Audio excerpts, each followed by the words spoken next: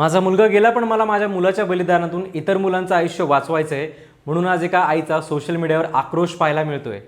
Single parent असणाऱ्या या आईने एका कार अपघातात तिच्या 23 वर्षीय मुलाला गमावलं, जो तिच्या जगण्याची एकमेव आशा होता. साऊथ दिल्लीतल्या द्वारका परिसरात ही अत्यंत दुर्दैवी घटना घडली आणि यात चूक होती रील बनवण्यासाठी स्टंटबाजी करणाऱ्या 17 वर्षीय अल्पवयीन मुलाची आणि त्याच्या बहिणीची. नेमकं काय घडलं त्या मुलासोबत? तर लाल बहादूर शास्त्री कॉलेजजवळ एक भरधाव स्कॉर्पिओ गाडीने 23 वर्षीय साहिल धनेश्रा याच्या बाईकला जोरदार धडक दिली. ही धडक इतकी भयानक होती की कारमुळे बाईक अक्षरशः चिरडली गेली. या ॲक्सिडेंटमध्ये साहिलचा जागीच मृत्यू झाला. साहिल हा त्याच्या आईचा एकुलता एक मुलगा होता. त्याचे वडील नसल्यामुळे आईने एकटीनेच त्याला मोठं केलं होतं. तो पुढच्या शिक्षणासाठी UKला जाण्याच्या तयारीत होता.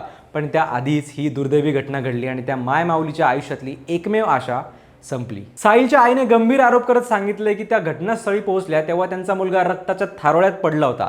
त्यांच्या म्हणण्यानुसार जवळच ॲम्ब्युलन्स उभी असताना सुद्धा वेळेवर मदत मिळाली नाही.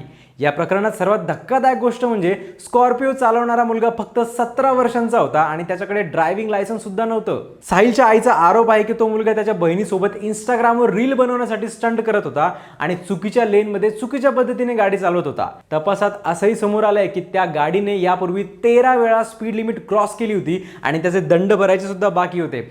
तरीही या मुलाच्या वडिलांनी त्याला गाडी दिली होती. या प्रकरणी दिल्ली पोलिसांनी बेदरकार वाहन चालक आणि निष्काळजीपणामुळे मृत्यू झाल्याचा गुन्हा दाखल केला आहे. सुरुवातीला आरोपीला सुधारगृहात पाठवण्यात आलं होतं, पण 10 फेब्रुवारीला त्याला 10वीच्या बोर्ड परीक्षेसाठी अंतरिम जामीन देण्यात आला.